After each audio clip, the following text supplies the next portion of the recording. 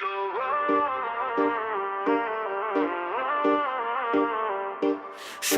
এইটা গল্প না, এইটা কত একটা মানুষ হারালে একটা জাত কিভাবে দুই টুকরো হয়, এটা তার শব্দে।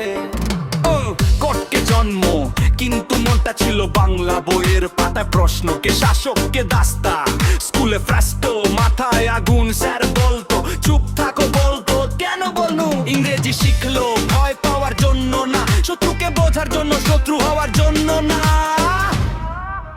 নেতাজি নাম না রে, নেতাজি আগুন, ওরে মানুষ আগে এইটাই ছিল আইন কানুন।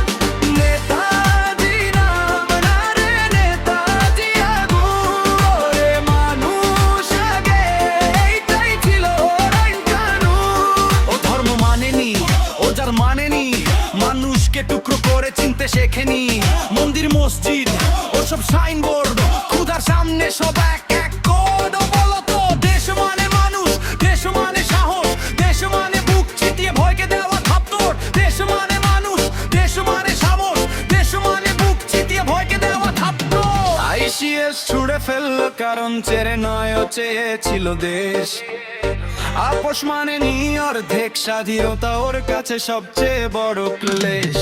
আইসিএস ছুড়ে ফেললো কারণ চেরে নয়, ও চেয়েছিল দেশ। আপোষ মানেনি অর্ধেক স্বাধীনতা, ওর কাছে সবচেয়ে বড় ক্লেশ। ব্রিটিশের বিরুদ্ধে কিন্তু শুধু তাদের না, ও দাঁড়িয়েছিল ভয়ের বিরুদ্ধে, ভেতরে গোলামির না।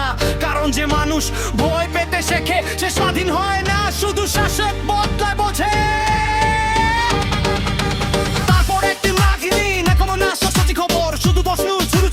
শুধু কেন একজন মানুষ না, একটা ভবিষ্যৎ হঠাৎ ইতিহাস থেকে ডিলিট হয়ে গেল।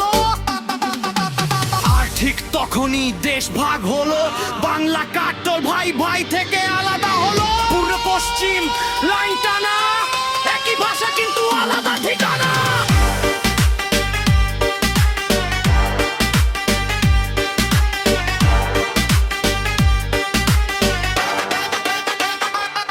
নেতাজি ভাগলে বাংলা ভাগ হতো না, মোদি এর রাজনীতি এত সস্তা হতো না। নেতাজি থাকলে বাংলাদেশ মুসলিম গো, একই বুকের দুই শ্বাস এত বেওরে কোদা। নেতাজি থাকলে আমরা আজ প্রশ্ন করতাম, চুপ করে সহ্য করতাম না, রাস্তায় দাঁড়িয়ে বলতাম। নেতাজি যদি আজ ফিরত একটাই কথা বলতো, তোমরা কি স্বাধীন না, শুধু শ্বাসকোদ বতো।